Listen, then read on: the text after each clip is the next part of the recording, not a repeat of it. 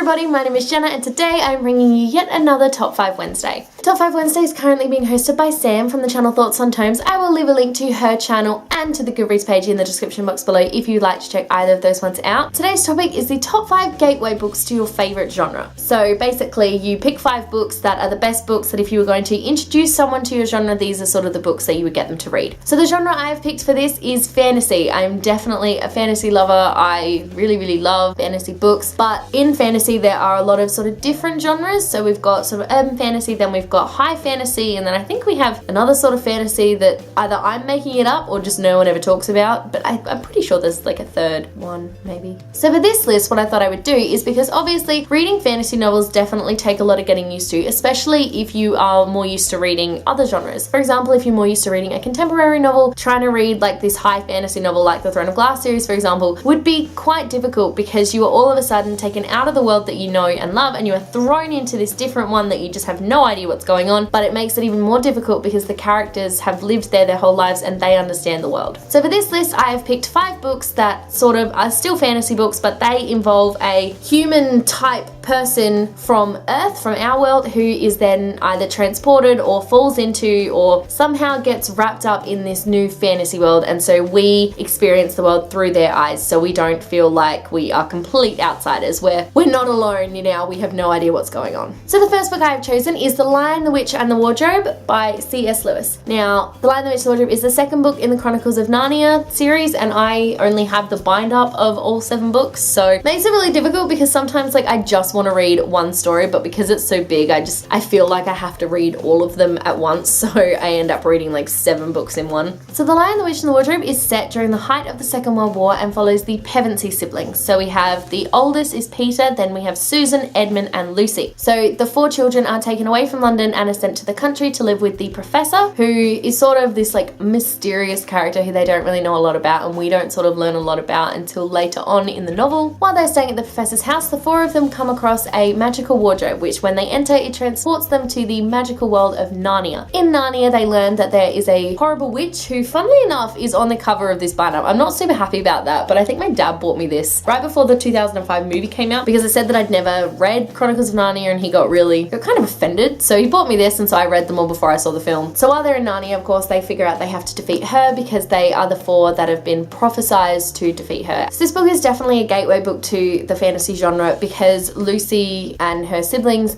when they enter Narnia, Lucy's the only one who sort of completely accepts what's going on. Everyone else, especially Susan, is always questioning it. So we get to see Narnia through the eyes of these 4 different siblings. We get to see 4 very different views of Narnia, but of course by the end of the novel it's all beautiful and sunshine and rainbows, but it's also not, because then we get 6 other novels that just completely destroy everything that we know and love. The next book that I have on this list is honestly a book that I think that anyone doing this Top 5 Wednesday, if they are doing fantasy, if this book isn't on your list, then your list is wrong, and that is of course Harry Potter and the Philosopher's Stone by J.K. Rowling. So Harry Potter and the Philosopher's Stone is the first book in the Harry Potter series, and it follows 10-year-old Harry. Yes, he is 10 at the beginning of the novel. He has his 11th birthday, and on his 11th birthday he is found by the half-giant Hagrid, who tells him that he is a wizard and has a place at the wizarding school called Hogwarts, School of Witchcraft and Wizardry. That sentence kind of really got away from me. What follows in this book in particular is Harry's first year at Hogwarts, where he's making friends, learning all new sorts of magic, and of course is trying to defeat Voldemort. And it's honestly just a really fun little story. It's definitely a middle grade novel, which is really great. I think the middle grade novels are definitely really good ones to sort of be gateways, because it may be a middle grade novel, but anyone can read this. Like, I still love this book. I still read it all the time, and it's just one of those books that I think is definitely a really good gateway book into a genre that you may not have read before. The third book I have on this list is City of Bones by Cassandra Clare. This book is the first book in the Mortal Instrument series, and it follows Clary Frey, who through a series of, I suppose you would say, unfortunate events, like she does see someone kill someone in a club and no one else sees it, so she kind of starts to think she's going crazy until she discovers she's actually descended from shadow hunters. She sort of falls into this new world in New York City that has always been there, but she has never known about it. What follows is her journey to learn how to be a shadow hunter and also to try and defeat Valentine, who over the course of the novels we learn more about, about. We learn more about her family, we learn more about Clary herself, and it's a really fun series of books. The reason I think this one is a really good gateway book is again because it involves an ordinary girl who is she doesn't get transported into another world or anything, but she does sort of fall into this new world that she didn't know existed, and it's sort of running underneath the city that she's lived in her whole life. And it's a really nice novel. It's got a really good writing style as well, you know, super easy to breeze through, which I love and I think is really important in gateway books. If you're stuck on a book for ages, it's not going to be one that you're going to enjoy, and you're probably not going to read anything else from that genre again. The fourth book I have on this list is Wings by April and Pike. So this book is the first book in the 4-part Wings series, and it follows Laurel, who one morning wakes up to find that she has grown something out of her back that looks suspiciously like wings. However, as the story goes on, she meets characters who explains to her that they're not wings, they're a petal, flower thing. What follows is Laurel going on this incredible journey to discover why she has this power and what exactly she's supposed to do with it. This is a series that I really, really love. I'm not even sure how I picked it up because I've never seen anyone on BookTube actually talking about it before. So I definitely picked this one up years and years and years ago, back when I was in high school. I make it sound like I'm so old. It was back in 2009 when I was in high school. Although now that I think about it, that's a good 7 years ago, 6 years ago, 7?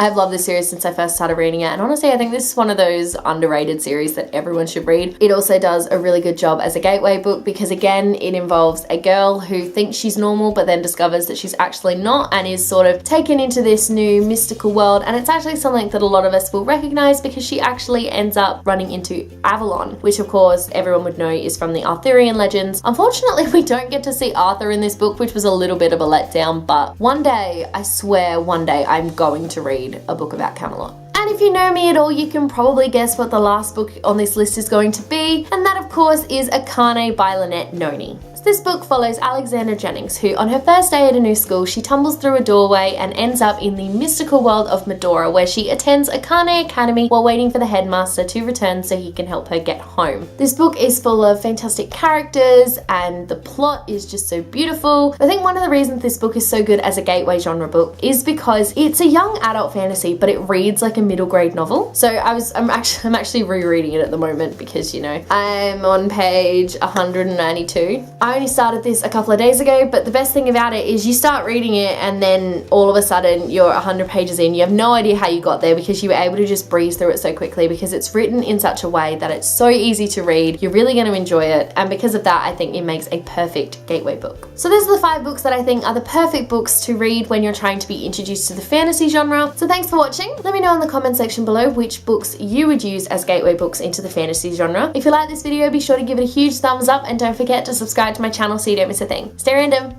Bye.